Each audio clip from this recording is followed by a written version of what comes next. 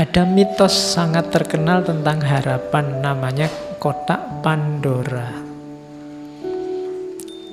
Mitos ini sebenarnya mau mengingatkan kita bahwa obatnya segala penyakit di dunia ini, apakah penyakit jasmani, rohani, penyakit individual, sosial, itu hanya satu: harapan.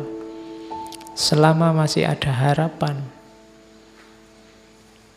sejauh itu pula segala kesulitan, segala kerumitan, segala kesusahan akan bisa teratasi. Tapi kalau tidak ada harapan, tidak. Itu kan diawali, kalau di mitosnya Yunani itu diawali dari mitos kotak Pandora. Jadi kotak Pandora itu nama seorang dewi. Jadi Zeus itu musuhan sama Prometheus, karena Prometheus yang membawa api ke dunia manusia. Nanti Prometheus ini dihukum, jadi diikat di gunung, terus dikasih burung elang-elang Kaukasus itu kan. Jadi jantungnya dimakan elang, terus tumbuh lagi, dimakan lagi, tumbuh lagi, sampai kiamat hukumannya gitu. Karena dia yang membawa api ke dunia manusia. Tapi katanya orang Yunani, kalau tidak atas jasanya Prometheus, kita tidak akan kenal api. Nah, manusia yang dikasih Prometheus api juga dihukum oleh Zeus. Cuma hukumannya adalah kotak yang diberikan pada dewi namanya Pandora. Pandora ini nanti menikah dengan saudaranya Prometheus. Waktu mereka nikah, oleh Zeus dikasih hadiah kotak, nanti dikenal sebagai kotak Pandora. Katanya Prometheus, hati-hati, Zeus ini sedang mangkel, jadi sedang marah dia. Jangan dibuka kotak itu, nanti bahaya. Tapi karena penasaran, manusia itu kan gitu, kalau dilarang-larang malah penasaran. Situs itu kan kalau diblokir-blokir kan kamu malah penasaran gimana caranya bukanya. Ya, itu cirinya manusia. Pandora juga gitu, dia dikasih kotak penasaran, akhirnya dibuka. Begitu dibuka, keluarlah segala macam hal yang buruk, kejahatan, penyakit, bencana, penderitaan. Oh, itu membuat sedih kok yang keluar ini semua. Akhirnya dunia manusia kan jadi rusak. Tapi terakhir Pandora melihat, masih ada satu sisa di dalamnya, yaitu harapan.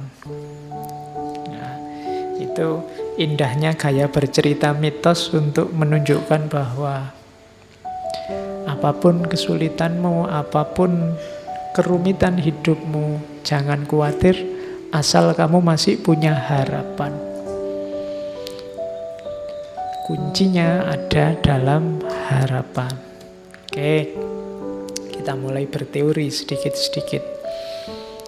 Harapan adalah dorongan fitrah. Saya bilang tadi dia anugerah Allah yang hanya dimiliki oleh manusia.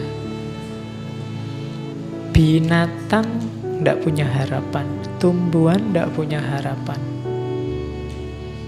Bebek itu tidak punya cita-cita, besok aku kalau besar pengen jadi bebek yang berguna bagi nusa bangsa, tidak ada. Yang punya harapan manusia, fitrahnya, kodratnya manusia bercita-cita, berharap. Yang kedua, harapan lahir karena kebutuhan. Ini boleh kembali ke Abraham Maslow, saya ambil contohnya itu. Karena kita ingin survive, karena kita ingin aman, karena kita ingin mencintai atau dicintai, kebutuhan untuk status, kebutuhan aktualisasi diri. Dari sini kan muncul harapan-harapan. Jadi harusnya secara fitrah manusia itu berharap. Jadi manusia itu kalau bahasanya komputer itu program yang kompatibel untuk hidupnya manusia itu adalah program harapan. bukan program keputusasaan. Kalau kamu menginstal keputusasaan, harusnya crash dengan hidupmu. Jadi orang-orang yang pesimis, putus asa, itu sebenarnya menyalahi fitrahnya. Makanya Allah benci, disebutnya kafir atau kufur.